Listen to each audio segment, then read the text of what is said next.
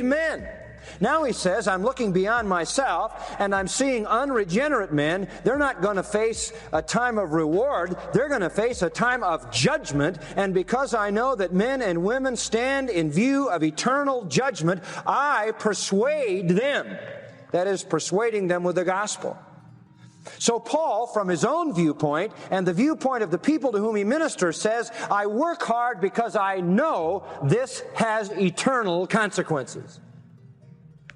For me, in terms of reward, and for those who hear in terms of destiny. This is the perspective that pushes the servant of God. An excellent minister is committed to hard work because he works in the sense of eternity. There is an eternal heaven, and there is an eternal hell.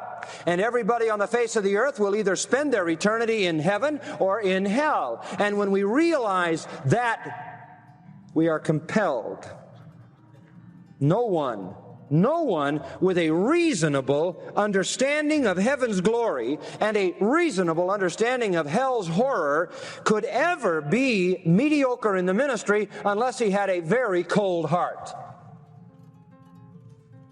No wonder Henry Martyn said, now let me burn out for God. No wonder David Brainerd was dead in his late 20s in taking the gospel to American Indians. They gave themselves because the work needed to be done and eternity was the issue. We're engaged in an eternal work. The destiny of souls is at stake. There is no higher and no more blessed work in and of itself, but the compelling thing is the eternal aspect. Paul says in verse 10, we, probably referring to any companions along with him, and very likely embracing Timothy as well, and everybody else who is so called to ministry.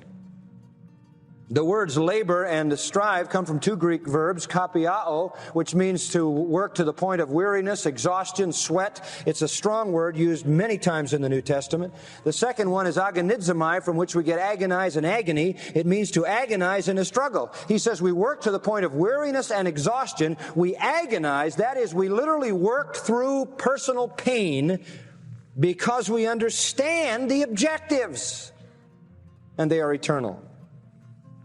Oswald Sanders wrote, if he is unwilling to pay the price of fatigue for his leadership, it will always be mediocre. True leadership always exacts a heavy toll on the whole man, and the more effective the leadership is, the higher the price to be paid. End quote. But we cannot mitigate against that price because we understand the urgency of what we're all about. Weariness, loneliness, struggle, rising early, staying up late, foregoing desired pleasures, all of that comes with excellence. All of that comes with the hard work of the ministry. In Galatians 6:14, Paul said, when I took up the cross of Christ, I crucified myself to the world. What he means was, when I decided to take the gospel, I died to everything around me. I literally became consumed with that one thing. Woe is unto me, he says in 1 Corinthians 9, if I preach not the gospel, necessity is laid on me. I beat my body to bring it into subjection. I fight not as one that beats the air. I run as one to win the crown. All of this describing the tremendous effort and commitment of Paul to a ministry with such eternal consequences. In 2 Corinthians 11, he talks about how many times he was beaten with rods, how many times he was beaten with a whip, how many times he went through weariness and suffering and pain and agony and shipwreck and all of those perils that he endured, and all of that because he was so totally committed to the ministry at hand. Why? For some earthly reward? No. For some temporal crown? No. For reputation? No. Because he had eternity in view. And he realized the destiny of souls was bound up in this matter of preaching the gospel. Now I want you to notice back at verse 10 again how he begins to stretch our thinking in this regard. To this end, picking up on the promise of life to come, we both labor and strive because we trust in the living God. And we'll stop there for a moment. We trust in the living God. You see, it wasn't for immediate fulfillment, but for eternal reward, is what he's saying. Literally, the Greek text says this: we have set our hope on the living God. And have set our hope is a perfect. It means we did it in the past and we're continuing to do it in the present. We did it and it's still going on. We continually have set our hope in the living God. What do you mean? We're not doing what we do for time. We're doing what we do for eternity.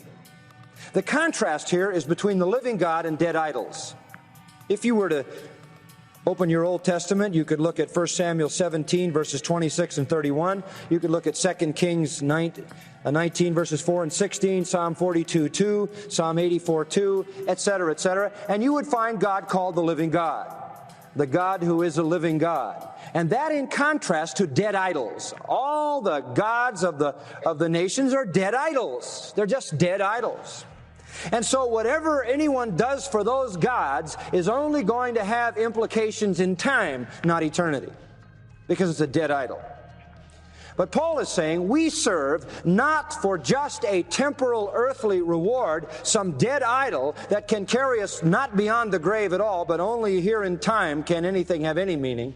But we serve a living God who is eternally alive and therefore will reward us eternally. That's the idea.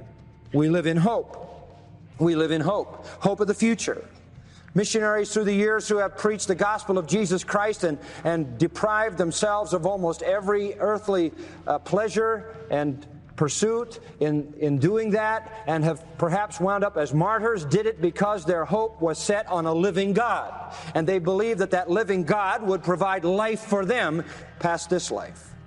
And that's why we do what we do. We're not tied to temporal things. We're not trying to amass a fortune here so we can indulge ourselves here before we leave. We are set on the future. We live in hope. We are saved in hope, Romans 8:24 says. We live by hope. We cannot be indulging ourselves only for the pursuit of the things that are here. We must have eternity in view. I'm not bound to this earth. And that causes me to serve with all my heart, working hard to the point of weariness and exhaustion, striving and agonizing to do the work of the ministry because it has eternal consequence both to me and to those whom it impacts, and it is unto that eternal consequence that I work, not some passing temporal thing.